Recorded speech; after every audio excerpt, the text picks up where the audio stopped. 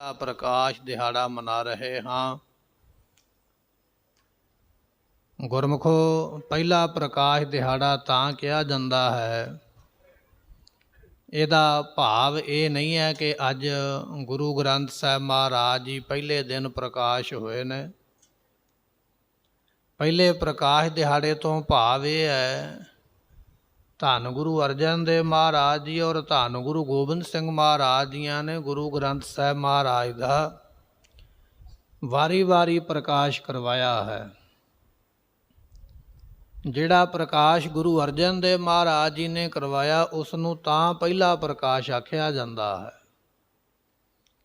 उस तो बाद विच गुरबाणी नावें पातशाह दी दर्ज करके फिर गुरु गोबिंद सिंह महाराज जियां ने जो गुरु ग्रंथ साहब जी का प्रकाश करवाया उसनूं दूजा प्रकाश कहा जाता है। गुरु ग्रंथ साहब महाराज जियां दा पहला प्रकाश वो है जो गुरु अर्जन साहब महाराज साहब जियां ने आप करवाया है। तां इसनूं पहला प्रकाश दिहाड़ा आखदे। 1604 नूं महाराज दा प्रकाश होया सी। अज आपां कह लीए 418 साल हो गए गुरु ग्रंथ साहब पातशाह महाराज की जिहड़ी संपादना हुई है, इनू 418 साल हो गए संपादना हुई नूं। सो अज आपां महाराज साहब जी का वो पवित्र दिहाड़ा जो है वो मना रहे हाँ। जिहड़ा धार्मिक ग्रंथ होया करदा है ये हरेक कौम की जड़ होया करदा। जिस कौम दे कोल धार्मिक ग्रंथ नहीं उहदे कोल अपनी जड़ नहीं है, तो जिहदी जड़ नहीं है वो अज नहीं तो कल मुक जाएगा, खत्म हो जाएगा। भावें आपां हिंदू मत की गल करिए उन्हां दे कोल 4 वेद ने, जड़ है। फिर अगे सिमरतियां ने, अगे शास्त्र ने, उहदे तो ज्ञान लैके समझ लैके अगे वधदे। जे आपां मुसलमान धर्म की गल करिए उन्हां दे कोल भी 4 ग्रंथ ने। उस दे मुताबक वो पढ़ के जिवें तौरेत है, जिवें कुरान है, ये धार्मिक ग्रंथां दे नाम ने। इसे तरह बाइबल है, बाइबल भी पढ़ी जाती है, ईसाई मत का वड्डा ग्रंथ है। उहदे तो पढ़ के अगे वो अपना जो भी है वो कार विहार करदे, उपदेश लैंदे। जे बुद्ध धर्म की गल करिए तो उन्हां दे कोल भी ग्रंथ है, वो अपने ग्रंथ मुताबक चलते। पर गुरमुखो ग्रंथ तो हैं सारियां कोल। जिहड़ियां वड्डियां कौमां ने ना उन्हां कोल ग्रंथ तो हैं, पर जिन्ने भी ग्रंथां दे मैं नाम लए ने कोई भी ग्रंथ किसी भी पैगंबर ने आप कोल बैठ के नहीं लिखवाया। जे आपां 4 वेदां की गल करिए ना, वेद तो भाव हुंदा ज्ञान। ब्रह्मा नूं ज्ञान मिलिया परमात्मा दे कोलों, ते ब्रह्मा ने वो ज्ञान अगे ऋषियां मुनियां नूं वंडिया। ऋषियां मुनियां ने वो ज्ञान जुबानी अगे होर अपने चेलियां नूं विद्यार्थियों नूं दिता। उन्होंने अगे अपने विद्यार्थियों नूं वंडिया। बड़ा समा वो ज्ञान जिहड़ा सी इस तरह जुबानी कलामी अगे मिलता गया, एक तो दूजे नूं, दूजे तो तीजे नूं, पर लिखती रूप विच नहीं है। कई 100 साल बाद फिर व्यास जियां ने उसनूं लिखिया, ग्रंथ का एक रूप दिता भी ये है। उहदे विच कई तरह की मिलावट भी हो गई, कई तरह के वाधे घाटे शब्द विच पै गए। ऋषियां ने बाद विच उस ग्रंथ नूं ग्रंथ का रूप दिता, पर पहला ग्रंथ नहीं है।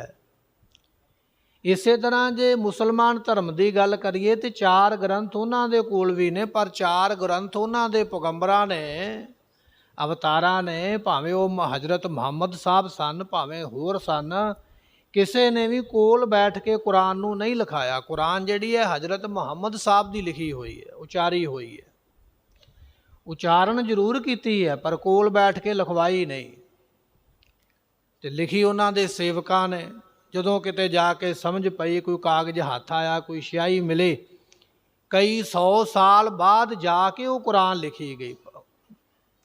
जिस पैगंबर ने उचारी है उन्हें कोल बैठ के लिखवाई नहीं है। महात्मा बुद्ध की गल करिए, बाइबल की गल करिए, ये सारे ग्रंथां के गुरमुखों हवाले मिलते। इतिहास विच भी उचारे पैगंबरां ने जरूर ने, पर उन्हां पैगंबरां दे कोल लिखे नहीं गए बैठ के, आप नहीं बैठ के लिखे, जां कोल बिठा के किसी तो लिखवाया नहीं। कई सालां बाद वो लिखे गए, उन्होंने पढ़ के वो कौमां अज भी सेध लैंदियां और अपने ज्ञान के मुताबिक चलदियां। दुनिया दे विच जिन्नियां भाषा ने, जिन्नियां कौमां ने, उहदे विचों इक्को एक सिख कौम इहो जी है जिहदे कोल अपना ग्रंथ ते है ही, पर अपना ग्रंथ गुरु ने आप कोल बैठ के लिखवाया है। गुरबाणी का एक भी अखर वाधा घाटा नहीं महाराज ने होण दिता। भाई गुरदास जी कहन लगे, आसा हथ किताब कश। जदों गुरु नानक साहब महाराज उदासियां ते जांदे ना, उदासी करदे, कोई मिल जांदा सेवक किसी नूं, महाराज उपदेश दिंदे, जिहड़ा शब्द महाराज उचारदे सानू किताब दे विच लिख लैंदे, पोथी साहब दे विच लिख लैंदे। भाई गुरदास ने हवाला दिता भी महाराज दे हथ विच आसा नाम सोटे दा, आसा हथ, हथ विच सोटा है, किताब कश ते हथ विच किताब फड़ी है। वो किहड़ी किताब है? वो किताब वो है जदों महाराज आखदे भाई मरदानिया रबाब वजा, गुरबाणी आई है। गुरबाणी का शब्द पढ़िया जाता, वो शब्द पढ़न तो मगरों महाराज फिर उसनूं पोथी साहब दे विच दर्ज कर लैंदे।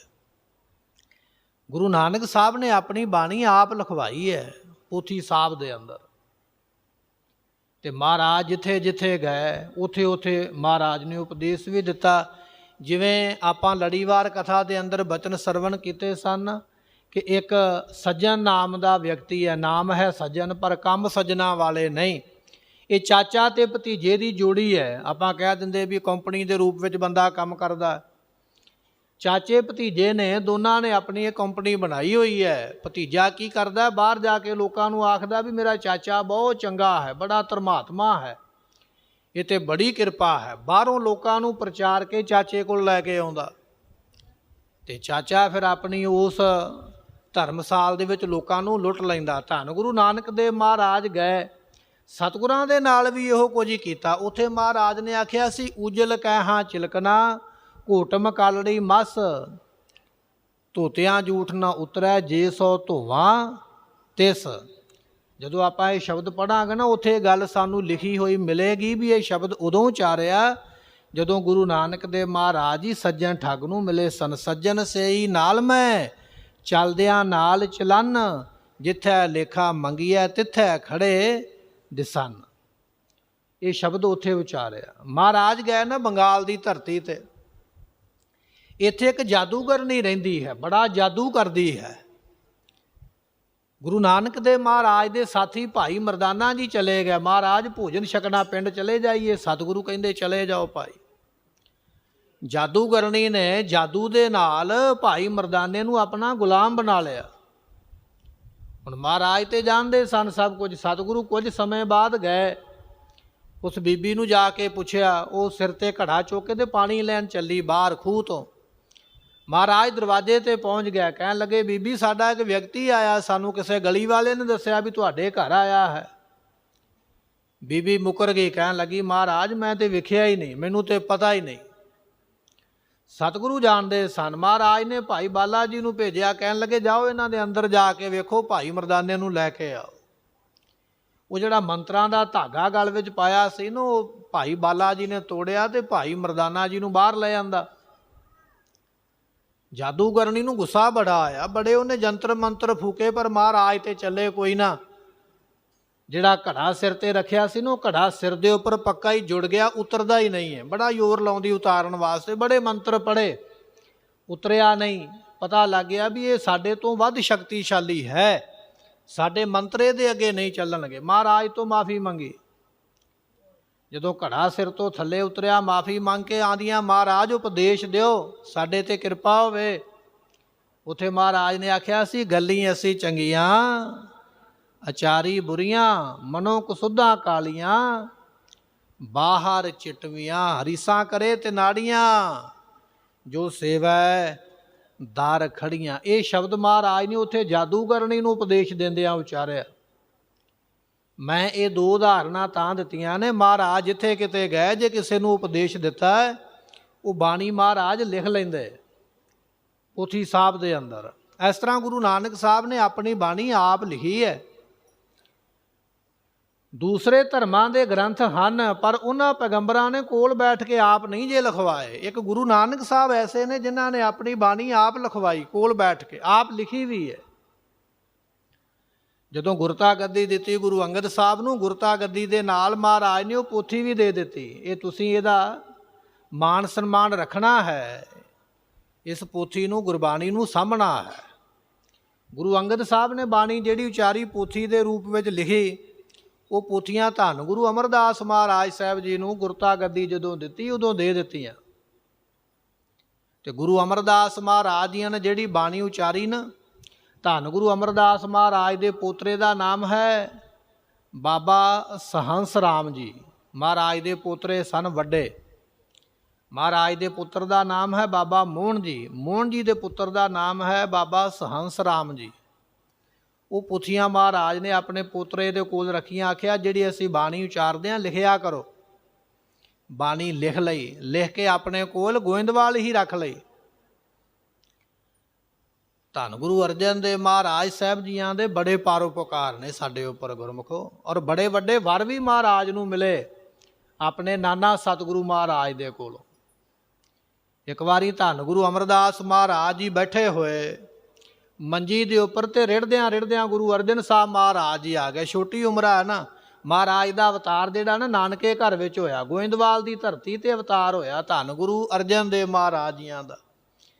ਜਦੋਂ ਰਿੜਦੇ ਰਿੜਦੇ ਮੰਜੀ ਦੇ ਕੋਲ ਆਏ ਤੇ ਮੰਜੀ ਨੂੰ ਫੜ ਕੇ ਉੱਠੇ ਤੇ ਮੰਜੀ ਨੂੰ ਹਿਲਾਇਆ। ਮਹਾਰਾਜ ਦੇ ਨੇਤਰ ਬੰਦ ਸਨ ਧੰਨ ਗੁਰੂ ਅਮਰਦਾਸ ਮਹਾਰਾਜ ਜੀਆਂ ਦੇ। ਜਦੋਂ ਮੰਜੀ ਹਿੱਲੀ ਤੇ ਮਹਾਰਾਜ ਨੇ ਆਖਿਆ, ਕੌਣ ਪੁਰਖ ਪ੍ਰਗਟਿਓ ਅਸ ਭਾਰੀ? ਕਿਹੜਾ ਇਹੋ ਜਿਹਾ ਭਾਰੀ ਪੁਰਖ ਪੈਦਾ ਹੋਇਆ ਹੈ ਜਿਹਨੇ ਸਾਡੀ ਮੰਜੀ ਹਿਲਾ ਦਿੱਤੀ ਹੈ? ਜਦੋਂ ਇਹ ਬਚਨ ਗੁਰੂ ਅਮਰਦਾਸ ਮਹਾਰਾਜ ਨੇ ਆਖੇ, ਬੀਬੀ ਭਾਨੀ ਜੀ ਵਿਹੜੇ ਦੇ ਵਿੱਚ ਕੰਮ ਕਰਦੇ ਪਏ, ਉਹਨਾਂ ਨੇ ਉੱਥੋਂ ਹੀ ਬੋਲ ਕੇ ਆਖਿਆ, ਕਹਿਣ ਲੱਗੇ, ਪਿਤਾ ਸਤਿਗੁਰੂ ਜੀ ਦੋਹਤਾ ਹੈ, ਦੋਹਤਾ, ਇਹ ਤੁਹਾਡਾ ਦੋਹਤਾ ਹੈ। ਜਦੋਂ ਇਹ ਬਚਨ ਬੀਬੀ ਭਾਨੀ ਦੇ ਮੁਖੋਂ ਨਿਕਲੇ ਤੇ ਧੰਨ ਗੁਰੂ ਅਮਰਦਾਸ ਮਹਾਰਾਜ ਨੇ ਸੁਣੇ, ਨਾਲ ਹੀ ਬਚਨ ਕਹਿ ਦਿੱਤਾ, ਕਹਿਣ ਲੱਗੇ, ਦੋਹਤਾ ਬਾਣੀ ਕਾ ਬੋਇਤਾ।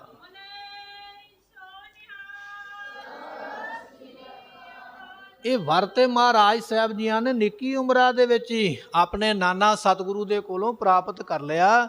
ਜਦੋਂ ਮਾਂ ਨੇ ਆਖਿਆ, ਪਿਤਾ ਸਤਿਗੁਰੂ ਤੁਹਾਡਾ ਦੋਹਤਾ ਹੈ, ਉਹ ਕਹਿੰਦੇ ਬਾਣੀ ਦਾ ਬੋਇਥਾ ਹੈ। ਬੋਇਥ ਨਾਮ ਜਹਾਜ਼ ਦਾ, ਇਹ ਬਾਣੀ ਦਾ ਜਹਾਜ਼ ਹੋਣਗੇ, ਜਹਾਜ਼ ਤਿਆਰ ਕਰਨਗੇ।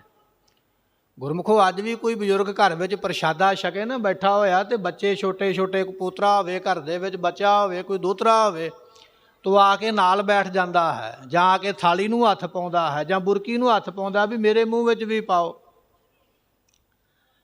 ਧੰਨ ਗੁਰੂ ਅਮਰਦਾਸ ਮਹਾਰਾਜ ਜੀ ਪ੍ਰਸ਼ਾਦਾ ਛਕਦੇ ਪਏ, ਥਾਲ ਅੱਗੇ ਰੱਖਿਆ ਹੋਇਆ। ਰਿੜਦਿਆਂ ਰਿੜਦਿਆਂ ਗੁਰੂ ਅਰਜਨ ਸਾਹਿਬ ਪਾਤਸ਼ਾਹ ਆ ਗਏ, ਤੇ ਜਿਹੜੇ ਥਾਲੇ ਵਿੱਚੋਂ ਪ੍ਰਸ਼ਾਦਾ ਛਕਦੇ ਪਏ, ਉਸ ਥਾਲ ਨੂੰ ਮਹਾਰਾਜ ਨੇ ਹੱਥ ਪਾ ਲਿਆ ਕਿ ਨਿੱਕਾ ਜਿਹਾ ਹੱਥ ਪਾ ਕੇ ਤੇ ਥਾਲੀ ਨੂੰ ਖਿੱਚਿਆ ਆਪਣੇ ਵੱਲ। ਬੱਚੇ ਦਾ ਸੁਭਾਅ ਹੈ, ਭਾਵੇਂ ਉਹਨੂੰ ਖਾਣਾ ਨਹੀਂ ਆਉਂਦਾ, ਮਾਂ ਨੇ ਹੀ ਮੂੰਹ ਵਿੱਚ ਬੁਰਕੀ ਪਾਉਣੀ ਹੈ, ਪਰ ਬੱਚੇ ਦਾ ਸੁਭਾਅ ਤੇ ਹੁੰਦਾ ਨਾ ਵੀ ਉਸ ਚੀਜ਼ ਨੂੰ ਆਪਣੇ ਵੱਲ ਖਿੱਚਣਾ। ਜਦੋਂ ਥਾਲੀ ਨੂੰ ਖਿੱਚਿਆ ਨਾ ਮਹਾਰਾਜ ਨੇ ਆਪਣੇ ਵੱਲ, ਧੰਨ ਗੁਰੂ ਅਮਰਦਾਸ ਮਹਾਰਾਜ ਹੱਸ ਪਏ, ਕਹਿਣ ਲੱਗੇ, ਆਓ ਥਾਲ ਦਿਆ ਮਾਲਕਾ, ਪਰ ਇਹ ਥਾਲ ਤੈਨੂੰ ਅਜੇ ਨਹੀਂ ਮਿਲੇਗਾ।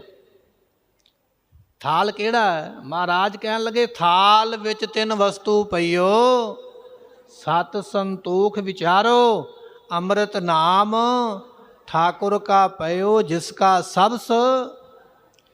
ਥਾਲ ਹੈ ਗੁਰੂ ਗ੍ਰੰਥ ਸਾਹਿਬ ਮਹਾਰਾਜ, ਜਿਹਦੇ ਵਿੱਚ ਸਤ ਹੈ, ਜਿਹਦੇ ਵਿੱਚ ਸੰਤੋਖ ਹੈ, ਜਿਹਦੇ ਵਿੱਚ ਵਿਚਾਰ ਹੈ, ਜਿਹਦੇ ਵਿੱਚ ਗਿਆਨ ਹੈ। ਧੰਨ ਗੁਰੂ ਅਮਰਦਾਸ ਮਹਾਰਾਜ ਕਹਿਣ ਲੱਗੇ, ਆਓ ਥਾਲ ਦਿਆ ਮਾਲਕਾ, ਤੂੰ ਥਾਲ ਦਾ ਮਾਲਕ ਹੈ। ਗੁਰੂ ਗ੍ਰੰਥ ਸਾਹਿਬ ਨੂੰ ਮਹਾਰਾਜ ਕਹਿ ਰਹੇ ਨੇ, ਤੂੰ ਇਸ ਬਾਣੀ ਦਾ ਮਾਲਕ ਹੋਵੇਂਗਾ, ਪਰ ਇਹ ਥਾਲ ਤੈਨੂੰ ਅਜੇ ਨਹੀਂ ਮਿਲੇਗਾ। ਅਜੇ ਤੈਨੂੰ ਰੁਕਣਾ ਪਵੇਗਾ, ਇੰਤਜ਼ਾਰ ਕਰਨਾ ਪਵੇਗਾ। ਜਦੋਂ ਤੂੰ ਇਸ ਥਾਲ ਦਾ ਮਾਲਕ ਹੋਏਗਾ, ਜਿੰਨਾ ਮਰਜ਼ੀ ਵੰਡੀ ਜਾਈਂ, ਕਦੇ ਮੁੱਕੇਗਾ ਨਹੀਂ।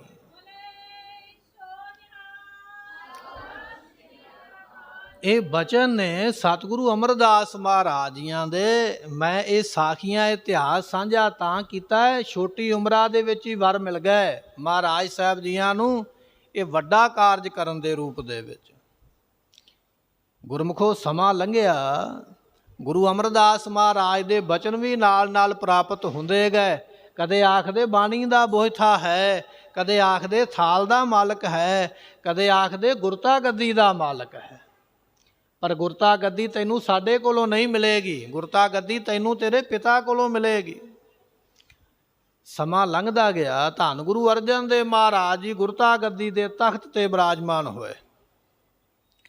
ਸਤਿਗੁਰਾਂ ਨੇ ਸ੍ਰੀ ਹਰਿਮੰਦਰ ਸਾਹਿਬ ਦੀ ਸੇਵਾ ਕਰਵਾਈ, ਅੰਮ੍ਰਿਤ ਸਰੋਵਰ ਦੀ ਸੇਵਾ ਕਰਾਈ।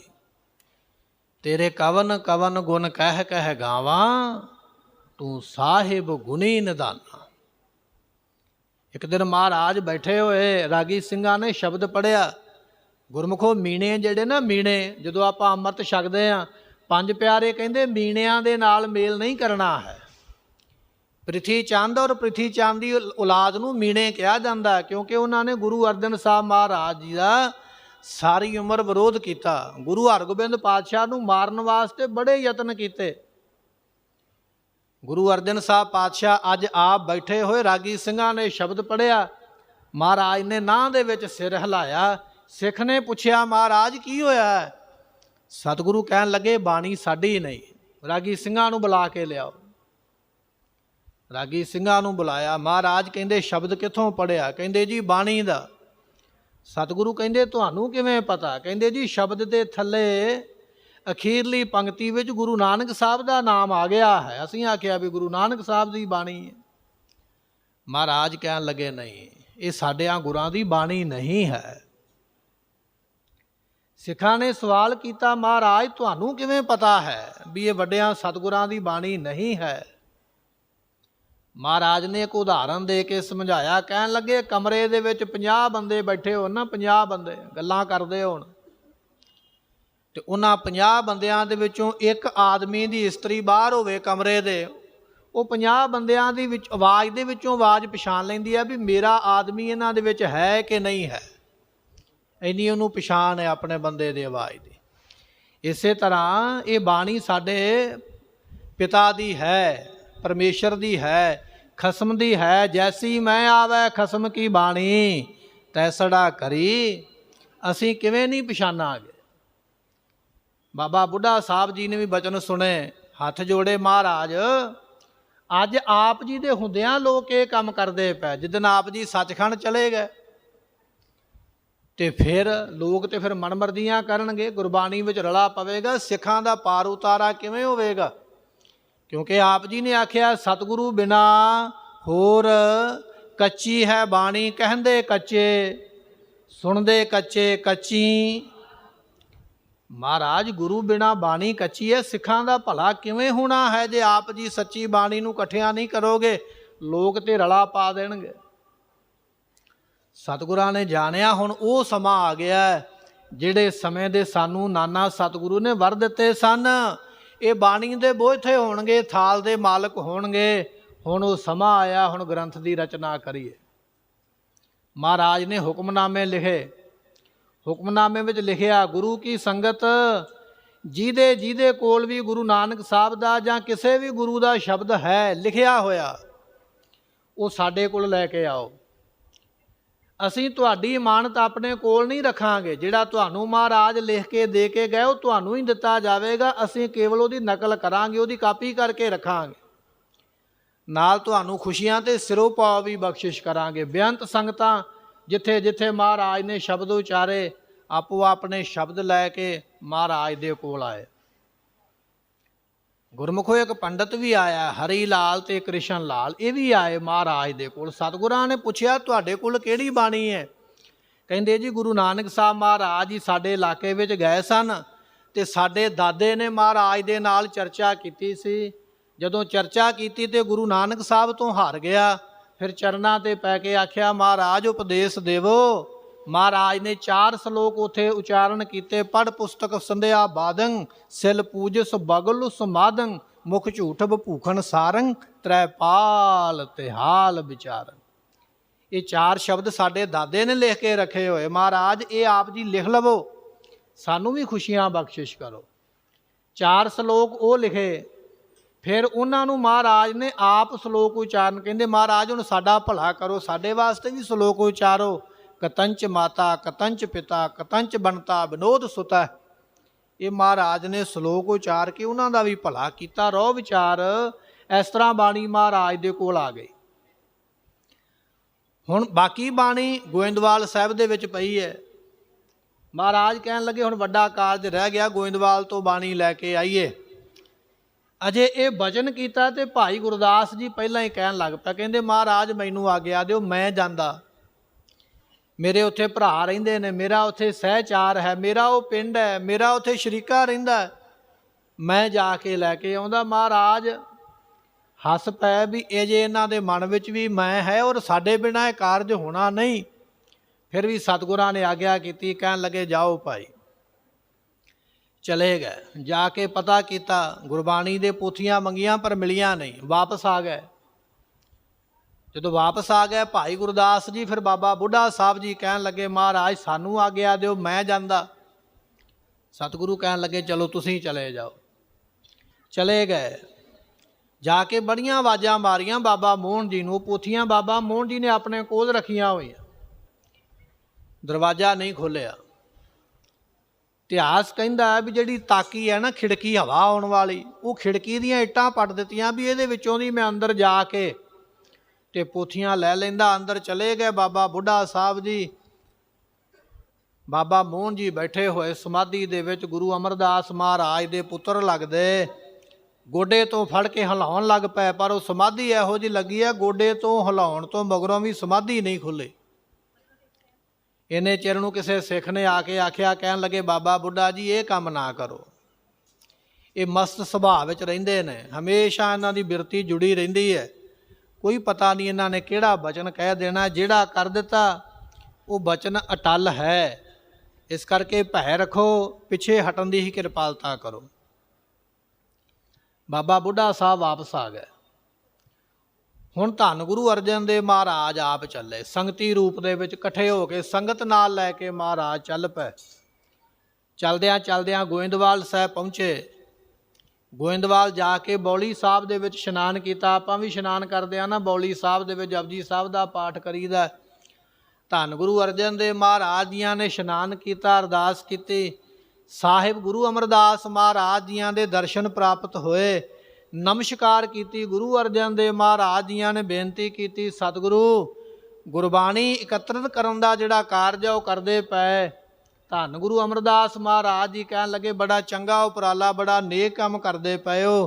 ਪੋਥੀਆਂ ਸਾਡੇ ਪੁੱਤਰ ਦੇ ਕੋਲ ਪਈਆਂ ਹੋਈਆਂ, ਜੇ ਤੁਹਾਨੂੰ ਉਹ ਕੋਈ ਬੋਲ ਕਬੋਲ ਵੀ ਬੋਲ ਦੇਣ ਤੇ ਵਿਚਾਰਿਓ ਨਾ, ਨਿਮਰਤਾ ਦੇ ਨਾਲ ਇਹ ਪੋਥੀਆਂ ਲੈ ਕੇ ਤੇ ਕਾਰਜ ਪੂਰਾ ਕਰਿਓ। ਇਹ ਬਚਨ ਸੁਣਿਆ ਨਾਨਾ ਸਤਿਗੁਰੂ ਜੀ ਦਾ। ਮਹਾਰਾਜ ਆ ਗਏ ਚੁਬਾਰੇ ਦੇ ਕੋਲ।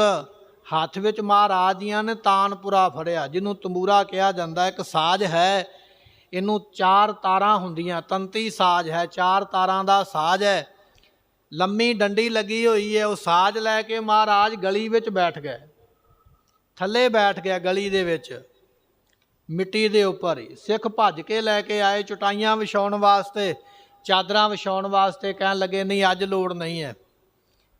ਮਹਾਰਾਜ ਥੱਲੇ ਹੀ ਬੈਠੇ, ਤਾਨਪੁਰਾ ਹੱਥ ਵਿੱਚ ਲਿਆ। ਗੌੜੀ ਰਾਗ ਦਾ ਸ਼ਬਦ ਮਹਾਰਾਜ ਨੇ ਆਖਿਆ, ਮੋਹਨ ਤੇਰੇ ਉੱਚੇ ਮੰਦਰ ਮਹਿਲ ਅਪਾਰਾ। ਇਹ ਸ਼ਬਦ ਪੜ੍ਹਿਆ, ਸੰਗਤਾਂ ਬੈਠ ਗਈਆਂ, ਸੁਣਦੀਆਂ ਪਈਆਂ। ਬਾਬਾ ਮੋਹਨ ਦੀ ਸਮਾਧੀ ਲੱਗੀ ਤੇ ਸਮਾਧੀ ਦੇ ਵਿੱਚ ਉਹ ਕੀਰਤਨ ਸੁਣਾਈ ਦੇਣ ਲੱਗ ਪਿਆ, ਜਿਹੜਾ ਗੁਰੂ ਅਰਜਨ ਦੇਵ ਮਹਾਰਾਜ ਗਲੀ ਵਿੱਚ ਬੈਠੇ ਕਰਦੇ ਪਏ। ਸਮਾਧੀ ਖੁੱਲੀ ਹੈ, ਜਦੋਂ ਖੁੱਲੀ ਹੈ ਫਿਰ ਵੀ ਆਵਾਜ਼ ਆਉਂਦੀ ਪਈ ਹੈ। ਕਿਧਰੋਂ ਆਵਾਜ਼ ਆਉਂਦੀ ਹੈ? ਚੁਬਾਰੇ ਦੀ ਤਾਕੀ ਖੋਲ੍ਹ ਕੇ ਵੇਖਿਆ, ਗੁਰੂ ਅਰਜਨ ਦੇਵ ਮਹਾਰਾਜ ਬੈਠੇ ਹੋਏ। ਬਾਬਾ ਮੋਹਨ ਜੀ ਬੜੇ ਗੁੱਸੇ ਦੇ ਵਿੱਚ ਆ ਕੇ ਉਹਨਾਂ ਨੇ ਬੜੇ ਬੁਰੇ ਭਲੇ ਬਚਨ ਆਖੇ ਗੁਰੂ ਅਰਜਨ ਦੇਵ ਮਹਾਰਾਜ ਜੀਆਂ ਨੂੰ। ਸਤਿਗੁਰੂ ਚੁੱਪ ਕਰਕੇ ਗੁਰਬਾਣੀ ਗਾਉਂਦੇ ਰਹੇ, ਕੋਈ ਇਤਰਾਜ਼ ਨਹੀਂ ਕੀਤਾ, ਕੋਈ ਗੁੱਸਾ ਨਹੀਂ ਕੀਤਾ। ਨਿਮਰਤਾ ਮਹਾਰਾਜ ਜੀਆਂ ਦੀ। ਬਾਬਾ ਮੋਹਨ ਜੀ ਦਾ ਮਨ ਸ਼ਾਂਤ ਹੋਇਆ ਗੁਰਬਾਣੀ ਸਰਵਣ ਕਰਕੇ, ਆਪਣੇ ਆਪ ਹੀ ਪੋਥੀਆਂ ਲੈ ਕੇ ਥੱਲੇ ਆ ਗਏ। ਸਤਿਗੁਰੂ ਇਮਾਨਤ ਤੁਹਾਡੀ ਹੈ, मैं तुहानू सौंपण वास्ते आया। ਜਦੋਂ ਸਿੱਖ ਪੋਥੀਆਂ ਲੈਣ ਲੱਗਾ ਤੇ ਬਾਬਾ ਮੋਹਨ ਜੀ ਕਹਿੰਦੇ ਨਹੀਂ, ਪੋਥੀਆਂ ਮੈਂ ਤਾਂ ਦੇਵਾਂਗਾ ਜੇ ਗੁਰੂ ਅਰਜਨ ਦੇਵ ਮਹਾਰਾਜ ਜੀ ਮੈਨੂੰ ਆਪਣੇ ਚਰਨਾਂ ਤੇ ਮੱਥਾ ਟੇਕਣ ਦੇਣ, ਤਾਂ ਮੈਂ ਪੋਥੀਆਂ ਭੇਟ ਕਰਾਂਗਾ।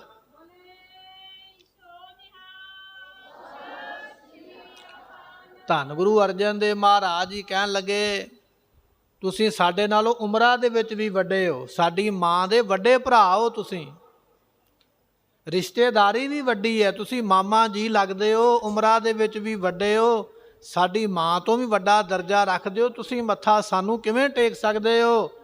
ਇਹ ਸਾਡਾ ਇਹ ਫਰਜ਼ ਹੈ ਕਿ ਸਾਨੂੰ ਤੁਹਾਡਿਆਂ ਚਰਨਾਂ 'ਤੇ ਨਮਸਕਾਰ ਕਰਨੀ ਚਾਹੀਦੀ ਹੈ।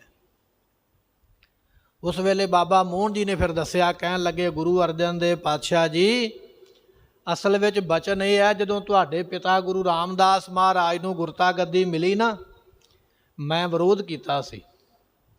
ਮੈਂ ਆਪਣੇ ਪਿਤਾ ਨੂੰ ਆਖਿਆ ਸੀ, ਇਹ ਗੁਰਤਾ ਗੱਦੀ ਮੇਰੀ ਹੈ, ਮੈਂ ਤੁਹਾਡਾ ਪੁੱਤਰ ਹਾਂ, ਇਹ ਤੁਹਾਡਾ ਜਵਾਈ ਹੈ, ਤੁਸੀਂ ਘਰ ਦੀ ਵਸਤੂ ਜਵਾਈ ਨੂੰ ਕਿਉਂ ਦਿੰਦੇ ਪਏ ਹੋ? ਤੇ ਪਿਤਾ ਗੁਰੂ ਅਮਰਦਾਸ ਨੇ ਆਖਿਆ ਸੀ, ਇੱਥੇ ਜਵਾਈ ਪੁੱਤਰ ਦਾ ਕੋਈ ਰਿਸ਼ਤਾ ਨਹੀਂ ਹੈ, ਸੇਵਾਦਾਰ ਨੂੰ ਇਹ ਵਸਤੂ ਮਿਲਦੀ ਹੈ, ਇਹਨਾਂ ਨੇ ਸੇਵਾ ਕੀਤੀ ਹੈ, ਇਹ ਗੱਦੀ ਇਹਨਾਂ ਨੂੰ ਹੀ ਮਿਲੇਗੀ। ਜਦੋਂ ਗੁਰੂ ਰਾਮਦਾਸ ਮਹਾਰਾਜ ਜੀ ਗੁਰਤਾ ਗੱਦੀ 'ਤੇ ਬੈਠੇ, ਸਾਡੇ ਪਿਤਾ ਨੇ ਆਖਿਆ, ਪੁੱਤਰੋ ਇਹਨੂੰ ਆਪਣਾ ਹੁਣ ਜਵਾਈ ਨਾ ਸਮਝੋ, ਗੁਰੂ ਸਮਝ ਕੇ ਮੱਥਾ ਟੇਕੋ। ਬਾਬਾ ਮੋਹਨ ਜੀ ਕਹਿੰਦੇ, ਮੈਂ ਨਹੀਂ ਉੱਠਿਆ। ਠੀਕ ਹੈ, ਸਾਡੀ ਭੈਣ ਦਾ ਇਹ ਪਤੀ ਹੈ, ਪਰ ਸਾਡੀ ਦਾਤ ਲੈ ਚੱਲਿਆ। ਮੇਰੇ ਮਨ ਵਿੱਚ ਗੁੱਸਾ ਹੈ, ਮੈਂ ਨਹੀਂ ਮੱਥਾ ਟੇਕਿਆ, ਮੇਰੇ ਛੋਟੇ ਭਰਾ ਨੇ ਟੇਕਿਆ। ਮੋਹਰੀ ਪੁੱਤ ਸਨਮੁਖ ਹੋਇਆ, ਰਾਮਦਾਸੈ ਪੈਰੀ ਪਾਏ ਜੀ। ਗੁਰਤਾ ਗੱਦੀ 'ਤੇ ਗੁਰੂ ਰਾਮਦਾਸ ਬੈਠੇ, ਬਾਬੇ ਮੋਹਨ ਨੇ ਮੱਥਾ ਨਹੀਂ ਟੇਕਿਆ। ਸਮਾਂ ਲੰਘਦਾ ਗਿਆ ਪਰ ਸ਼ਾਂਤੀ ਨਹੀਂ ਹੈ। ਜਦੋਂ ਗੁਰੂ ਅਮਰਦਾਸ ਮਹਾਰਾਜ ਜੀ ਸੱਚਖੰਡ ਨੂੰ ਜਾਣ ਲੱਗੇ ਨਾ, ਫਿਰ ਬਾਬਾ ਮੋਹਨ ਜੀ ਨੇ ਆਖਿਆ, ਕਹਿਣ ਲੱਗੇ, ਮਹਾਰਾਜ ਮੈਂ ਸਮਾਧੀ 'ਤੇ ਲਾਉਂਦਾ ਹਾਂ, ਪਰ ਮੈਨੂੰ ਅੰਦਰੋਂ ਸ਼ਾਂਤੀ ਨਹੀਂ ਹੈ, ਅੰਦਰ ਮੇਰੇ ਠੰਡ ਨਹੀਂ ਹੈ, ਅੰਦਰ ਮੇਰੇ ਤਪਸ਼ ਹੀ ਤਪਸ਼ ਹੈ, ਮੇਰੇ 'ਤੇ ਕਿਰਪਾ ਕਰੋ। ਤੇ ਧੰਨ ਗੁਰੂ ਅਮਰਦਾਸ ਨੇ ਉਸ ਵੇਲੇ ਬਚਨ ਆਖੇ ਸਨ, ਕਹਿਣ ਲੱਗੇ, ਪੁੱਤਰ ਹੁਣ ਉਹ ਸਮਾਂ ਲੰਘ ਗਿਆ, ਤੂੰ ਬਚਨ ਨਹੀਂ ਮੰਨਿਆ, ਤਾਂ ਕਰਕੇ ਤੇਰੇ ਅੰਦਰ ਸ਼ਾਂਤੀ ਨਹੀਂ ਹੈ।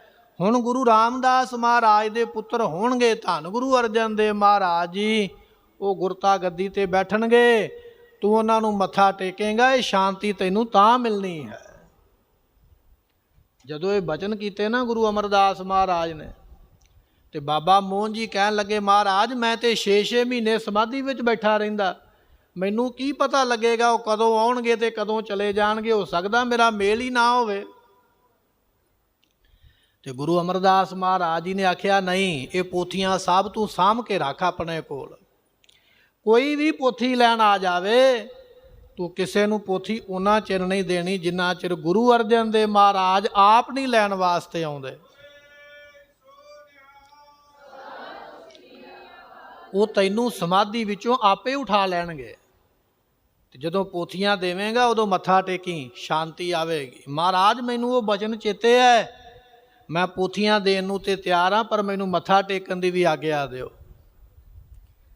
ਬਾਬਾ ਮੋਹਨ ਜੀ ਮਾਮਾ ਜੀ ਲੱਗਦੇ ਗੁਰੂ ਅਰਜਨ ਦੇਵ ਮਹਾਰਾਜ ਦੀ, ਉਮਰਾਂ ਵੀ ਵੱਡੀ ਹੈ, ਰਿਸ਼ਤਾ ਵੀ ਵੱਡਾ ਹੈ, ਪਰ ਗੁਰਮੁਖੋ ਦਾਤਾਂ ਉਹਨਾਂ ਨੂੰ ਮਿਲਦੀਆਂ ਜਿਹੜੇ ਨੀਵੇਂ ਹੁੰਦੇ।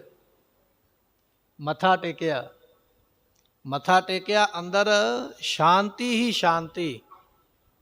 ਇੱਕ ਵਾਰੀ ਕਹਿ ਲਈਏ ਝਰਨਾਹਟ ਹੀ ਛੜ ਗਈ, ਮੰਨ ਲਓ, ਐਸੀਆਂ ਦਾਤਾਂ ਮੱਥਾ ਟੇਕਦਿਆਂ ਨਾਲ ਹੀ ਪ੍ਰਾਪਤ ਹੋ ਗਈਆਂ। ਇਤਿਹਾਸ ਬੜਾ ਲੰਮਾ ਹੈ, ਸਮਾਂ ਆਪਣੇ ਕੋਲ ਇੰਨਾ ਨਹੀਂ, ਸਮਾਂ ਬੜਾ ਸੀਮਤ ਹੈ।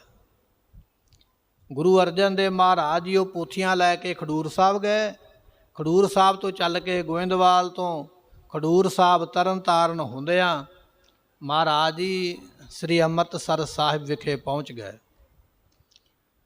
ਜਦੋਂ ਆਪਾਂ ਲੰਗਰ ਸਾਹਿਬ ਤੋਂ ਦਰਬਾਰ ਸਾਹਿਬ ਨੂੰ ਮੱਥਾ ਟੇਕਦੇ ਨਾ, ਡਿਊਟੀ ਤੋਂ ਅੰਦਰ ਜਾ ਕੇ, ਤੇ ਸਾਹਮਣੇ ਇੱਕ ਥੜਾ ਬਣਿਆ ਹੋਇਆ, ਸੰਗਮਰਮਰ ਦੀ ਪਾਲਕੀ ਉੱਥੇ ਬਣੀ ਹੋਈ ਹੈ, ਬੇਰੀ ਦਾ ਰੁੱਖ ਹੈ, ਦੁੱਖ ਭੰਜਨੀ ਬੇਰੀ ਦੇ ਕੋਲ।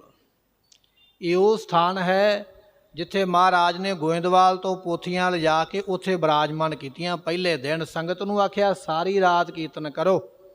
ਬਾਬਾ ਬੁੱਢਾ ਸਾਹਿਬ ਦੀ ਸੇਵਾ ਲਾਈ, ਸਾਰੀ ਰਾਤ ਕੀਰਤਨ ਹੁੰਦਾ ਰਿਹਾ।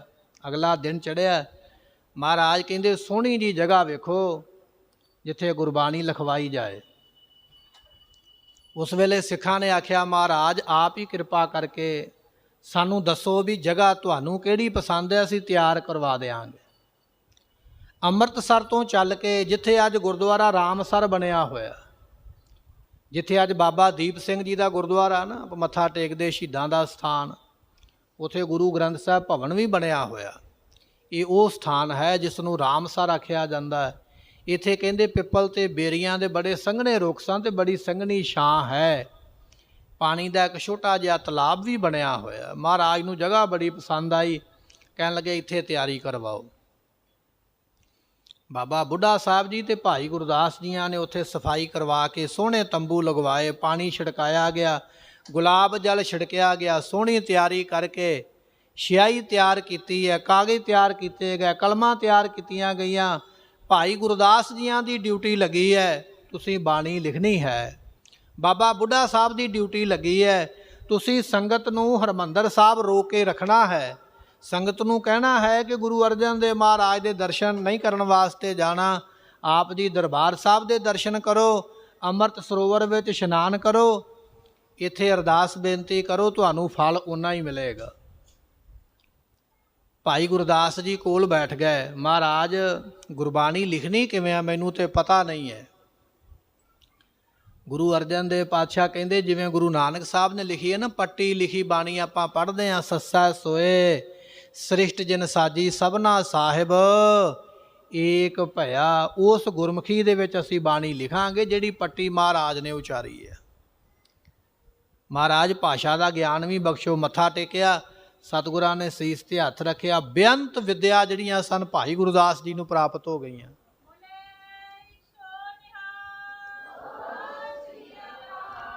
ਸਤਿਗੁਰੂ ਬਾਣੀ ਲਿਖਵਾਉਂਦੇ ਪਏ। ਸਾਰਿਆਂ ਤੋਂ ਪਹਿਲਾਂ ਜਪਜੀ ਸਾਹਿਬ ਦਾ ਪਾਠ ਲਿਖਿਆ। ਜਪਜੀ ਸਾਹਿਬ ਦੀ ਗੁਰਬਾਣੀ ਕਿਸੇ ਰਾਗ ਵਿੱਚ ਨਹੀਂ ਹੈ, ਰਾਗ ਤੋਂ ਮੁਕਤ ਬਾਣੀ ਹੈ। ਕਈ ਵਾਰੀ ਸੰਗਤਾਂ ਸਵਾਲ ਵੀ ਕਰ ਦਿੰਦੀਆਂ ਕਿ ਜਪਜੀ ਸਾਹਿਬ ਕਿਹੜੇ ਰਾਗ ਵਿੱਚ ਹੈ। ਜਪਜੀ ਸਾਹਿਬ ਕਿਸੇ ਰਾਗ ਵਿੱਚ ਨਹੀਂ ਹੈ, ਰਾਗ ਤੋਂ ਮੁਕਤ ਬਾਣੀ ਹੈ। ਜਪਜੀ ਸਾਹਿਬ ਤੋਂ ਅੱਗੇ ਚੱਲ ਕੇ ਰਾਗ ਸ਼ੁਰੂ ਹੁੰਦਾ ਹੈ। ਜਪਜੀ ਸਾਹਿਬ ਦੀ ਗੁਰਬਾਣੀ ਲਿਖਵਾਈ ਹੈ। ਸ਼੍ਰੀ ਰਾਗ ਮਹਾਰਾਜ ਨੇ ਲਿਖਵਾਇਆ ਹੈ, ਮਾਝ ਰਾਗ ਲਿਖਵਾਇਆ ਹੈ, ਗੌੜੀ ਰਾਗ ਲਿਖਵਾਉਂਦੇ ਪਏ। ਸਤਿਗੁਰਾਂ ਨੇ 52 ਅੱਖਰੀ ਬਾਣੀ ਬਖਸ਼ਿਸ਼ ਕੀਤੀ। 52 ਅੱਖਰੀ ਬਾਣੀ ਲਿਖਵਾਈ ਹੈ। ਸਿੱਖਾਂ ਨੇ ਬੇਨਤੀ ਕੀਤੀ ਮਹਾਰਾਜ ਕੋਈ ਇਹੋ ਜਿਹੀ ਸੌਖੀ ਬਾਣੀ ਉਚਾਰੋ ਜਿਹੜੀ ਅਸੀਂ ਪੜ੍ਹੀਏ, ਸਾਡੇ 24 ਘੰਟੇ ਸਵਾਸ ਸਾਡੇ ਸਫਲੇ ਹੋ ਜਾਣ। ਗੁਰੂ ਅਰਜਨ ਦੇਵ ਮਹਾਰਾਜ ਨੇ ਸੁਣਿਆ ਬਚਨ। ਗੁਰਮੁਖੋ ਰਾਮਸਰ ਦਾ ਜਿਹੜਾ ਸਥਾਨ ਹੈ ਨਾ ਸਰੋਵਰ, ਇਹਦੇ ਕੰਢੇ ਬੈਠ ਕੇ ਮਹਾਰਾਜ ਨੇ ਸ੍ਰੀ ਸੁਖਮਨੀ ਸਾਹਿਬ ਦੀ ਗੁਰਬਾਣੀ ਜਿਹੜੀ ਹੈ ਉਹ ਰਚੀ ਹੈ। ਸੁਖਮਨੀ ਸੁਖ ਭਗਤ ਜਨਾ ਕੈ, ਇਹ ਬਾਣੀ ਰਚ ਕੇ ਮਹਾਰਾਜ ਨੇ ਭਾਈ ਗੁਰਦਾਸ ਜੀਆਂ ਤੋਂ ਲਿਖਵਾਈ। ਕਹਿਣ ਲੱਗੇ ਭਾਈ ਗੁਰਦਾਸ ਜੀ ਇਸ ਗੁਰਬਾਣੀ ਦੇ 24,000 ਅੱਖਰ ਨੇ ਸੁਖਮਨੀ ਸਾਹਿਬ ਦੇ। ਜਿਹੜਾ ਸਾਡਾ ਸਿੱਖ ਅੰਮ੍ਰਿਤ ਵੇਲੇ ਇਸ਼ਨਾਨ ਕਰਕੇ ਇਸ ਬਾਣੀ ਦਾ ਪਾਠ ਰੋਜ਼ ਕਰੇਗਾ, ਇੱਕ ਬਾਣੀ ਦੇ ਪਾਠ ਦੇ ਨਾਲ ਉਹਦੇ 24 ਘੰਟੇ ਸਫਲੇ ਹੋ ਜਾਣਗੇ। 24 ਘੰਟਿਆਂ ਦਾ ਲੇਖਾ ਮੁੱਕ ਜਾਏਗਾ, ਉਹਦਾ ਹਿਸਾਬ ਕਿਤਾਬ ਕੋਈ ਨਹੀਂ ਲਵੇਗਾ। ਇਹ ਸਾਡਾ ਸਿੱਖ ਰੋਜ਼ ਇਸ ਬਾਣੀ ਨੂੰ ਪੜ੍ਹਿਆ ਕਰੇ। ਸੁਖਮਨੀ ਸਾਹਿਬ ਦੀ ਬਾਣੀ ਲਿਖਵਾਈ ਹੈ। ਤਰਤੀਬ ਇਸ ਤਰ੍ਹਾਂ ਰੱਖੀ ਗਈ, ਪਹਿਲਾਂ ਗੁਰੂ ਨਾਨਕ ਸਾਹਿਬ ਦੀ ਬਾਣੀ, ਫਿਰ ਗੁਰੂ ਅੰਗਦ ਸਾਹਿਬ ਦੀ। ਜਿਵੇਂ ਜਿਵੇਂ ਗੁਰੂ ਸਾਹਿਬਾਨ ਹੋਏ ਉਹਨਾਂ ਦੀ ਬਾਣੀ ਲਿਖਵਾਈ।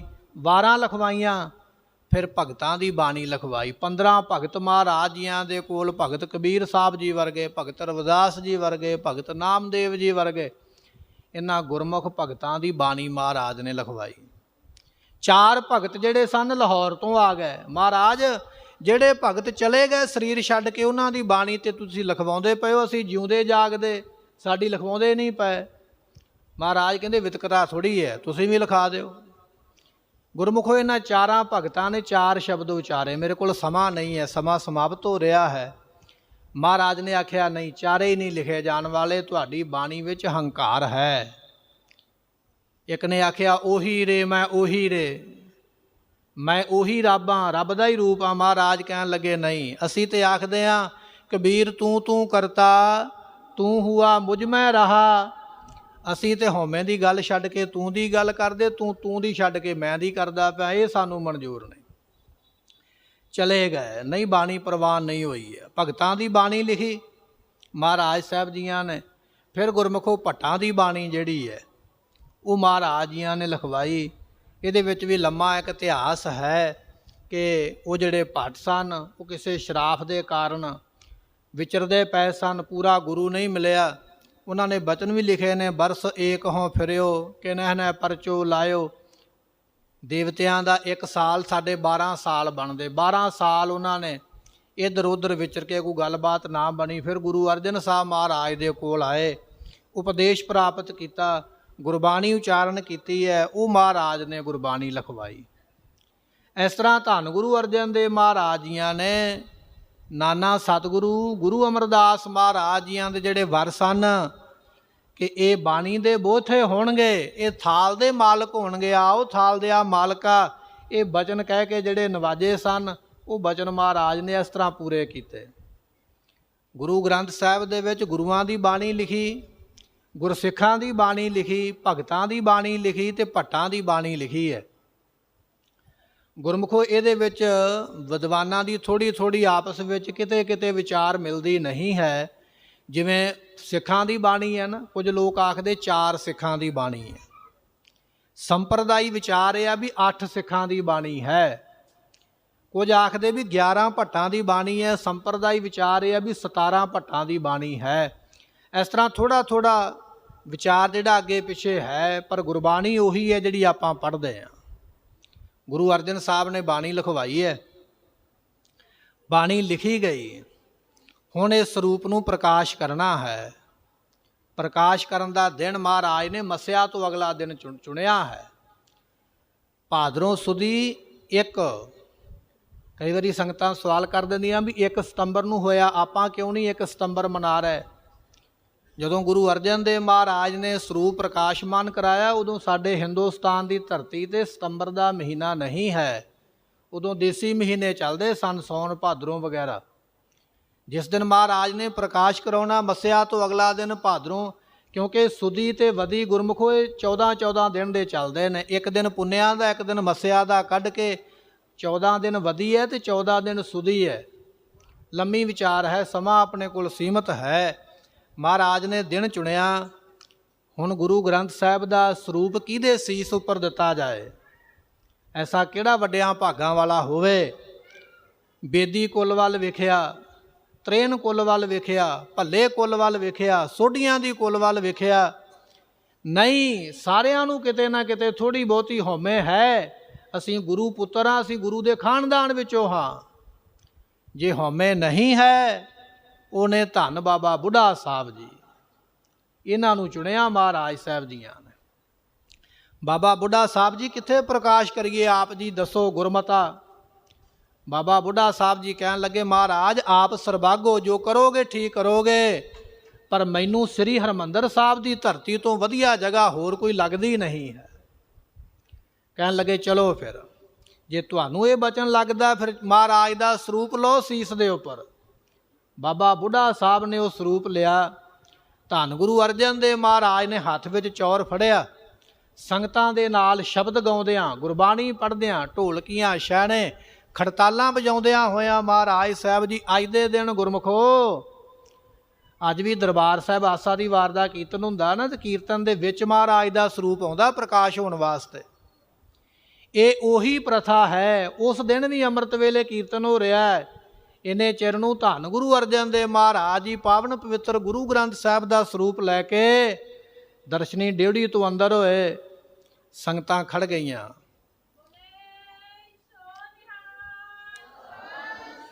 ਮਹਾਰਾਜ ਦਾ ਪ੍ਰਕਾਸ਼ ਹੋਇਆ ਸ੍ਰੀ ਹਰਿਮੰਦਰ ਸਾਹਿਬ ਦੀ ਧਰਤੀ 'ਤੇ।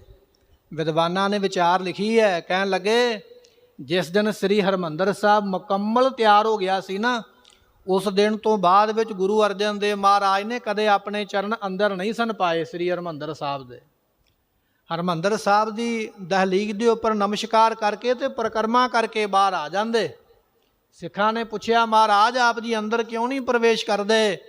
ਸਤਿਗੁਰੂ ਕਹਿਣ ਲੱਗੇ, ਸਾਡਾ ਇਹ ਸਰੀਰ ਨਾਸ਼ਵੰਤ ਹੈ, ਇੱਥੇ ਜੁਗੋ ਜੁਗ ਅਟਲ ਗੁਰੂ ਦਾ ਪ੍ਰਕਾਸ਼ ਹੋਣਾ ਹੈ, ਜਿਨੇ ਸਦਾ ਹੀ ਰਹਿਣਾ ਹੈ। ਅਸੀਂ ਤਾਂ ਸਿੱਖੋ ਬਾਹਰ ਦੀ ਬਾਹਰ ਮੁੜ ਆਉਂਦੇ। ਧੰਨ ਗੁਰੂ ਗ੍ਰੰਥ ਸਾਹਿਬ ਮਹਾਰਾਜ ਦਾ ਸਰੂਪ ਅੱਜ ਅੰਦਰ ਪਹਿਲਾਂ ਪ੍ਰਵੇਸ਼ ਹੋਇਆ ਤੇ ਗੁਰੂ ਅਰਜਨ ਦੇਵ ਮਹਾਰਾਜ ਨੇ ਚਰਨ ਬਾਅਦ ਵਿੱਚ ਆਪਣੇ ਅੰਦਰ ਪਾਏ।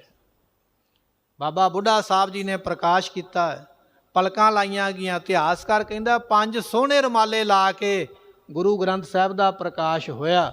ਸੰਗਤਾਂ ਬੈਠ ਗਈਆਂ, ਮਹਾਰਾਜ ਦਾ ਸਿੰਘਾਸਨ ਲਵਾਇਆ ਗੁਰੂ ਅਰਜਨ ਦੇਵ ਦਾ। ਮਹਾਰਾਜ ਕਹਿੰਦੇ ਨਹੀਂ ਭਾਈ, ਅੱਜ ਅਸੀਂ ਥੱਲੇ ਸੰਗਤ ਵਿੱਚ ਹੀ ਬੈਠਾਂਗੇ। ਸੰਗਤ ਵਿੱਚ ਬੈਠੇ ਮਹਾਰਾਜ, ਬਚਨ ਹੋਇਆ ਬਾਬਾ ਬੁੱਢਾ ਸਾਹਿਬ ਜੀ ਮੁਖਵਾਕ ਸੁਣਾਓ ਸੰਗਤਾਂ ਨੂੰ। ਬਾਬਾ ਬੁੱਢਾ ਸਾਹਿਬ ਜੀ ਨੇ ਬਚਨ ਪੜ੍ਹੇ, ਸੂਹੀ ਮਹੱਲਾ ਪੰਜਵਾ, ਸੰਤਾਂ ਕੇ ਕਾਰਜ ਹਰ ਕੰਮ ਕਰਾਵਨ, ਧਰਤ ਸੁਹਾਵੀ ਤਾਲ ਸੁਹਾਵਾ, ਵਿੱਚ ਅੰਮ੍ਰਿਤ ਜਲ ਛਾਇਆ। ਇਸ ਤਰ੍ਹਾਂ ਅੱਜ ਦੇ ਦਿਨ ਧੰਨ ਗੁਰੂ ਅਰਜਨ ਦੇਵ ਮਹਾਰਾਜ ਜੀਆਂ ਨੇ ਗੁਰੂ ਗ੍ਰੰਥ ਸਾਹਿਬ ਦਾ ਪ੍ਰਕਾਸ਼ 1600 ਜਿਹੜਾ ਹੈ ਸੰਮਤ 1661 ਨੂੰ ਅਤੇ ਭਾਦਰੋਂ ਸੁਦੀ ਜਿਹੜੀ 1 ਵਾਲੇ ਦਿਨ ਮਹਾਰਾਜ ਨੇ ਪ੍ਰਕਾਸ਼ ਕੀਤਾ। ਆਪਾਂ ਬਚਨ ਪੜ੍ਹਦੇ ਹਾਂ, ਸਤ ਸਤ ਸਤ ਪ੍ਰਭ ਸੁਆਮੀ। ਉਹ 3-7 ਵਾਰੀ ਮਹਾਰਾਜ ਨੇ ਜਿਹੜਾ ਲਿਖਿਆ ਨਾ, ਉਹ 3-7 ਮਹਾਰਾਜ ਦੇ ਪ੍ਰਕਾਸ਼ ਦੇ ਢੁਕਦੇ ਨੇ। ਜੇ ਆਪਾਂ 16 ਲਿਖਣਾ ਹੋਵੇ 1 ਤੇ 6 ਪਾਉਣਾ ਪੈਂਦਾ ਹੈ। 1 ਤੇ 6 ਨੂੰ ਜੇ ਜੋੜ ਦਈਏ ਤੇ 7 ਬਣ ਜਾਂਦਾ ਹੈ। ਜੇ ਆਪਾਂ 61 ਪਾਉਣਾ ਹੋਵੇ, 1661 ਹੋਇਆ ਨਾ ਮਹਾਰਾਜ ਦਾ ਇਹ ਦਿਹਾੜਾ, 61 ਪਾਉਣ ਵਾਸਤੇ ਵੀ 6 ਦੇ ਨਾਲ 1 ਪਾਉਣਾ ਪੈਂਦਾ ਹੈ। ਇਹ 2 ਸਾਤੇ ਬਣਦੇ, 1 ਤੇ 6 7, 6 ਤੇ ਪਲੱਸ ਫਿਰ 1 ਫਿਰ ਬਣ ਗਿਆ 7, 2 ਸਾਤੇ ਬਣ ਗਏ। ਗੁਰਮੁਖੋ ਦੇਸੀ ਮਹੀਨਿਆਂ ਦੀ ਗਿਣਤੀ ਕਰੀਏ, ਚੇਤਰ ਵਿਸਾਖ ਜੇਠ ਹਾੜ ਤੇ ਸੌਣ ਤੇ ਭਾਦਰੋਂ, ਇਹ 6ਵਾਂ ਮਹੀਨਾ ਹੈ। ਨਾਲ ਹੀ ਭਾਦਰੋਂ ਸੁਦੀ 1 ਹੈ, ਇਹਦੇ ਵਿੱਚੋਂ ਏਕਾ ਉਹਦੇ ਨਾਲ ਮਿਲਾ ਦਈਏ, 6 ਮਹੀਨੇ ਤੇ ਏਕਮ ਦਾ ਦਿਨ ਵਿੱਚ ਪਾ ਕੇ ਇਹ ਵੀ 7 ਬਣ ਜਾਂਦਾ ਹੈ। ਮਹਾਰਾਜ ਨੇ ਜਿੱਥੇ ਲਿਖਿਆ ਆਦ ਸੱਚ ਜੁਗਾਦ ਸੱਚ ਹੈ ਭੀ ਸੱਚ ਨਾਨਕ, ਇਸ ਤਰ੍ਹਾਂ 7 ਸਾਤੇ ਮਹਾਰਾਜ ਨੇ 3 ਸਾਤੇ ਪਾ ਕੇ ਨਾਲੇ ਉਹ ਆਪਣਾ ਸੰਮਤ ਜਿਹੜਾ ਸੀ ਉਹ ਮਹਾਰਾਜ ਨੇ ਮੁਕੰਮਲ ਕੀਤਾ, ਨਾਲੇ ਗੁਰੂ ਗ੍ਰੰਥ ਸਾਹਿਬ ਦਾ ਪ੍ਰਕਾਸ਼ ਕੀਤਾ। ਗੁਰਮੁਖੋ ਜਿੱਥੇ ਅੱਜ ਆਪਾਂ ਗੁਰੂ ਗ੍ਰੰਥ ਸਾਹਿਬ ਦਾ ਪ੍ਰਕਾਸ਼ ਦਿਹਾੜਾ ਮਨਾ ਰਹੇ ਹਾਂ ਨਾ, ਉੱਥੇ ਅੱਜ ਦੇ ਦਿਨ ਹੀ ਗੁਰੂ ਦੇ ਵਜ਼ੀਰ ਦਾ, ਗੁਰੂ ਦੇ ਗ੍ਰੰਥੀ ਸਿੰਘ ਦਾ ਵੀ ਅੱਜ ਜਨਮ ਹੋਇਆ ਹੈ। ਅੱਜ ਦੇ ਦਿਨ ਬਾਬਾ ਬੁੱਢਾ ਸਾਹਿਬ ਜੀ ਗ੍ਰੰਥੀ ਬਣੇ ਨੇ ਗੁਰੂ ਗ੍ਰੰਥ ਸਾਹਿਬ ਦੇ। ਗ੍ਰੰਥੀਆਂ ਦਾ ਜਨਮ, ਗੁਰੂ ਦੇ ਵਜ਼ੀਰ ਦਾ ਜਨਮ ਦਿਹਾੜਾ ਵੀ ਅੱਜ ਹੀ ਹੈ। ਅੱਜ ਦੇ ਦਿਨ ਮਹਾਰਾਜ ਨੇ ਆਖਿਆ ਸੀ ਬਾਬਾ ਬੁੱਢਾ ਸਾਹਿਬ ਜੀ ਪੜ੍ਹ ਕੇ ਮੁੱਖ ਵਾਕ ਸੁਣਾਓ ਸੰਗਤਾਂ ਨੂੰ, ਤੇ ਉਹਨਾਂ ਨੇ ਅੱਜ ਦੇ ਦਿਨ ਹੀ ਇਹ ਸ਼ਬਦ ਪੜ੍ਹਿਆ ਨਾ। ਗ੍ਰੰਥੀ ਸਿੰਘਾਂ ਦਾ ਜਨਮ ਕਹਿ ਲਈਏ, ਅੱਜ ਦੇ ਦਿਨ ਹੋਇਆ ਹੈ ਗੁਰੂ ਗ੍ਰੰਥ ਸਾਹਿਬ ਦੇ ਪ੍ਰਕਾਸ਼ ਦੇ ਨਾਲ ਹੀ। ਜਿੱਥੇ ਆਪਾਂ ਗੁਰੂ ਗ੍ਰੰਥ ਸਾਹਿਬ ਦਾ ਦਿਹਾੜਾ ਮਨਾ ਰਹੇ ਹਾਂ ਨਾ, ਸਾਨੂੰ ਉੱਥੇ ਬਾਬਾ ਬੁੱਢਾ ਸਾਹਿਬ ਜੀ ਦਾ ਵੀ ਇਤਿਹਾਸ ਨਾਲ ਜਾਣਨਾ ਚਾਹੀਦਾ ਵੀ ਇਹ ਦਾਤ ਉਹਨਾਂ ਨੂੰ ਐਵੇਂ ਨਹੀਂ ਮਿਲੀ ਹੈ। ਗੁਰੂ ਸਾਹਿਬਾਨ ਦੀ ਸੇਵਾ ਕਰਕੇ ਏਡਾ ਵੱਡਾ ਮਰਾਤਬਾ ਉਹਨਾਂ ਨੂੰ ਮਿਲਿਆ। ਗੁਰੂ ਅਰਜਨ ਦੇਵ ਮਹਾਰਾਜ ਸੰਗਤ ਵਿੱਚ ਬੈਠੇ ਨੇ, ਬਾਬਾ ਬੁੱਢਾ ਸਾਹਿਬ ਜੀ ਧੰਨ ਗੁਰੂ ਗ੍ਰੰਥ ਸਾਹਿਬ ਦੀ ਹਜ਼ੂਰੀ ਵਿੱਚ ਬੈਠੇ ਨੇ। ਏਡੀ ਵੱਡੀ ਮਹਾਰਾਜ ਨੇ ਇਹ ਬਖਸ਼ਿਸ਼ ਵਾਲੀ ਪਦਵੀ ਬਖਸ਼ੀ ਹੈ, ਸਨਮਾਨਯੋਗ ਔਰ ਸਤਿਕਾਰਯੋਗ। ਰੋ ਵਿਚਾਰ ਗੁਰਮੁਖੋ ਸ਼ਾਮ ਪਈ ਰਹਿਰਾਜ ਸਾਹਿਬ ਜੀ ਦਾ ਪਾਠ ਹੋਇਆ। ਸਿੱਖਾਂ ਨੇ ਪੁੱਛਿਆ ਮਹਾਰਾਜ ਅੱਗੇ ਕੀ ਮਰਿਆਦਾ ਹੈ। ਸਤਿਗੁਰੂ ਕਹਿਣ ਲੱਗੇ ਸੁਖ ਆਸਨ ਕਰੋ ਅਤੇ ਸੋਹਣੇ ਪਲੰਘੇ ਦੇ ਉੱਪਰ ਮਹਾਰਾਜ ਸੁਖ ਆਸਨ ਕਰੋ। ਮਹਾਰਾਜ ਕਿੱਥੇ ਕਰੀਏ? ਸਤਿਗੁਰੂ ਕਹਿੰਦੇ ਜਿੱਥੇ ਅਸੀਂ ਆਰਾਮ ਕਰਦੇ ਹਾਂ ਨਾ ਕੋਠਾ ਸਾਹਿਬ ਦੇ ਸਥਾਨ ਤੇ, ਉੱਥੇ ਮਹਾਰਾਜ ਦਾ ਸੁਖ ਆਸਨ ਹੋਵੇਗਾ। ਸੁਖ ਆਸਨ ਹੋਇਆ, ਗੁਰੂ ਅਰਜਨ ਦੇਵ ਪਾਤਸ਼ਾਹ ਨਾਲ ਚੱਲ ਕੇ ਗਏ ਕੋਠਾ ਸਾਹਿਬ ਦੇ ਅੰਦਰ, ਸੋਹਣਾ ਪਲੰਘਾ ਲਾ ਕੇ ਧੰਨ ਗੁਰੂ ਗ੍ਰੰਥ ਸਾਹਿਬ ਮਹਾਰਾਜ ਜੀ ਸੁਭਾਏਮਾਨ ਹੋਏ। ਧੰਨ ਗੁਰੂ ਅਰਜਨ ਦੇਵ ਪਾਤਸ਼ਾਹ ਮਹਾਰਾਜ ਦਾ ਨਾਲ ਪਲੰਘਾ ਲਾਇਆ। ਸਤਿਗੁਰੂ ਕਹਿਣ ਲੱਗੇ ਨਹੀਂ ਭਾਈ, ਅਸੀਂ ਅੱਜ ਤੋਂ ਪਲੰਘੇ ਤੇ ਨਹੀਂ ਸੋਵਾਂਗੇ। ਪਲੰਘਾ ਬਾਹਰ ਕਢਾ ਦਿੱਤਾ। ਗੁਰੂ ਗ੍ਰੰਥ ਸਾਹਿਬ ਦੇ ਪਲੰਘੇ ਦੇ ਥੱਲੇ ਚਾਦਰ ਵਿਛਾ ਕੇ ਮਹਾਰਾਜ ਪਲੰਘੇ ਦੇ ਥੱਲੇ ਸੁੱਤੇ।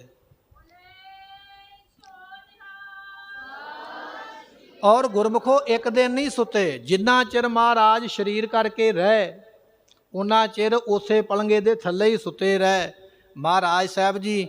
ਉਸ ਤੋਂ ਮਗਰੋਂ ਇੱਕ ਰਾਤ ਆਪਣੇ, ਜਿੱਦਣ ਮਹਾਰਾਜ ਸ਼ਹੀਦੀ ਪਾਉਣ ਵਾਸਤੇ ਲਾਹੌਰ ਨੂੰ ਚੱਲੇ ਸਨ, ਉਹ ਰਾਤ ਮਹਾਰਾਜ ਜੀ ਆਪਣੇ ਮਹਿਲਾਂ ਵਿੱਚ ਸੁੱਤੇ ਸਨ, ਤੇ ਬਾਕੀ ਸਾਰੀਆਂ ਰਾਤਾਂ ਮਹਾਰਾਜ ਨੇ ਉੱਥੇ ਬਤੀਤ ਕੀਤੀਆਂ। ਆਪਣੀ ਜ਼ਿੰਦਗੀ ਦੀਆਂ। ਇਸ ਤਰ੍ਹਾਂ ਮਹਾਰਾਜ ਜੀਆਂ ਨੇ ਉਹ ਮਰਿਆਦਾ ਅੱਜ ਵੀ ਤੁਸੀਂ ਅਕਾਲ ਤਖਤ ਸਾਹਿਬ ਜਾਂਦੇ ਹੋ, ਕੋਠਾ ਸਾਹਿਬ ਦੇ ਪਲੰਘਾ ਲੱਗਾ ਮਹਾਰਾਜ ਦਾ, ਪਲੰਘਾ ਸਾਹਿਬ ਦੇ ਥੱਲੇ ਚਿੱਟੀ ਚਾਦਰ ਵਿਛੀ ਹੋਈ ਹੈ। ਉਹ ਗੁਰੂ ਅਰਜਨ ਦੇਵ ਮਹਾਰਾਜ ਸਾਹਿਬ ਜੀਆਂ ਦੀ ਉਸ ਯਾਦ ਵਿੱਚ ਵੀ ਮਹਾਰਾਜ ਦਾ ਆਸਣ ਹੈ। ਹੋਰ ਵੀ ਕਈਆਂ ਥਾਵਾਂ 'ਤੇ ਸੱਚਖੰਡ ਸਾਹਿਬ ਵਿਖੇ ਤਾਂ ਇਹ ਚਾਦਰਾਂ ਚਿੱਟੇ ਰੰਗ ਦੀਆਂ ਵਿਛਾਈਆਂ ਜਾਂਦੀਆਂ। ਰੋ ਵਿਚਾਰ ਇਸ ਤਰ੍ਹਾਂ ਮਹਾਰਾਜ ਜੀਆਂ ਨੇ ਅੱਜ ਦੇ ਦਿਨ ਸਭ ਸਿੱਖਣ ਕੋ ਹੁਕਮ ਹੈ ਗੁਰੂ ਮਾਨਿਓ। ਇਹ ਬਚਨ 10ਵੇਂ ਪਾਤਸ਼ਾਹ ਨੇ ਫਿਰ ਸਾਨੂੰ ਕਰਕੇ ਗੁਰਤਾ ਗੱਦੀ ਬਖਸ਼ਿਸ਼ ਕੀਤੀ ਹੈ। ਇਹ ਦਿਹਾੜਾ ਹੈ ਮਹਾਰਾਜ ਸਾਹਿਬ ਜੀਆਂ ਦਾ ਅੱਜ ਪਹਿਲਾ ਪ੍ਰਕਾਸ਼। ਆਪ ਸੰਗਤਾਂ ਨੂੰ ਲੱਖ ਲੱਖ ਵਧਾਈ ਹੋਵੇ। ਮਹਾਰਾਜ ਰਹਿਮਤ ਕਰਨ। ਗੁਰਮੁਖੋ ਮਹਾਰਾਜ ਦਾ ਇਤਿਹਾਸ ਤਾਂ ਬਹੁਤ ਵੱਡਾ ਹੈ, ਬੜੀਆਂ ਸਾਖੀਆਂ, ਬੜੀਆਂ ਘਟਨਾਵਾਂ, ਪਰ ਸਮਾਂ ਆਪਣੇ ਕੋਲ ਸੀਮਤ ਹੈ। ਉਹਦੇ ਵਿਚਾਰ ਮੁਤਾਬਕ ਆਪਾਂ ਇਹ ਬਚਨ ਸਰਵਣ ਕੀਤੇ।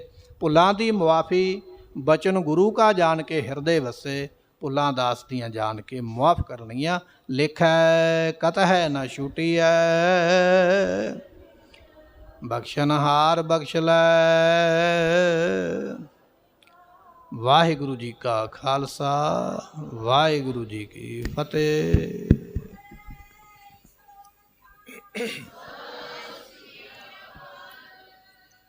ਵਾਹਿਗੁਰੂ ਜੀ ਕਾ ਖਾਲਸਾ, ਵਾਹਿਗੁਰੂ ਜੀ ਕੀ ਫਤਿਹ। ਬਹੁਤ ਹੀ ਸਤਿਕਾਰਯੋਗ ਗਿਆਨੀ ਗੁਰਚਰਨ ਸਿੰਘ ਜੀ ਨੇ ਆਪ ਸੰਗਤਾਂ ਨੂੰ ਅੱਜ ਦੇ ਪਾਵਨ ਪਿੱਤਰ ਦਿਹਾੜੇ ਸਾਹਿਬ ਸ੍ਰੀ ਗੁਰੂ ਗ੍ਰੰਥ ਸਾਹਿਬ ਜੀ ਦੇ 418ਵੇਂ ਪਹਿਲੇ ਪ੍ਰਕਾਸ਼ ਪੁਰਬ ਦੀ ਮਹੱਤਤਾ ਬਾਰੇ ਸਾਖੀਆਂ ਦੇ ਕੇ ਬਹੁਤ ਹੀ ਸਰਲ ਢੰਗ ਦੇ ਨਾਲ ਆਪ ਸੰਗਤਾਂ ਨੂੰ ਜਾਣ